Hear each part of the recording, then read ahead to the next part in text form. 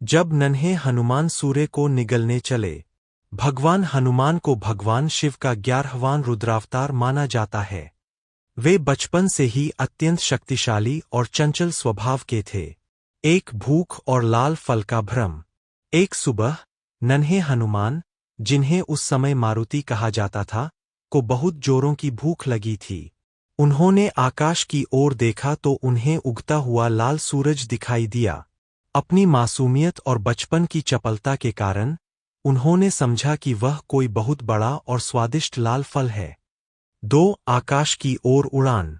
भूख मिटाने के लिए मारुति ने एक लंबी छलांग लगाई और पवन की गति से सूर्य की ओर उड़ने लगे। वे इतनी तेजी से ऊपर गए कि इंद्रदेव और अन्य देवता भी आश्चर्यचकित रह गए।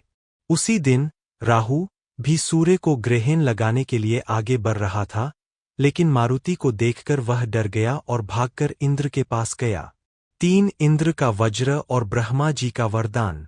जब इंद्रदेव ने देखा कि एक बालक सूर्य को निगलने जा रहा है, तो उन्होंने सृष्टि की रक्षा के लिए अपने अस्त्र वज्र से मारुति पर प्रहार किया।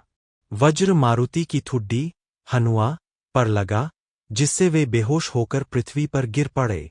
उनकी ठुड्डी पर चोट लगने के कारण ही उनका नाम हनुमान पड़ा। अपने पुत्र को घायल देख पवनदेव, वायुदेव अत्यंत क्रोधित हो गए। उन्होंने पूरे ब्रह्मांड से वायु की गति को रोक दिया। हवा न होने के कारण सभी प्राणी तड़पने लगे। 4 देवताओं का आशीर्वाद।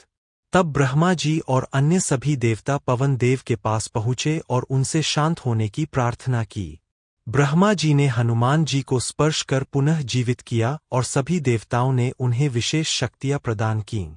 ब्रह्मा जी ने उन्हें चिरंजीवी, अमर होने का वरदान दिया। इंद्रदेव ने कहा कि उन पर कभी किसी अस्त्र का प्रभाव नहीं होगा। अग्निदेव ने उन्हें आग से अभय रहने का वरदान दिया। इस प्रकार हनुमान जी अत्यंत शक्तिशाली बन गए और आगे चलकर उन्होंने भगवान श्री राम की सेवा में अपना पूरा जीवन समर्पित कर दिया। कहानी की सीख।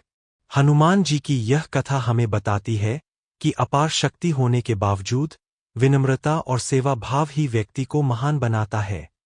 हनुमान जी को संकटमोचन कहा जाता है क्योंकि वे अपने भक्तों के सभी दुख हर लेते हैं।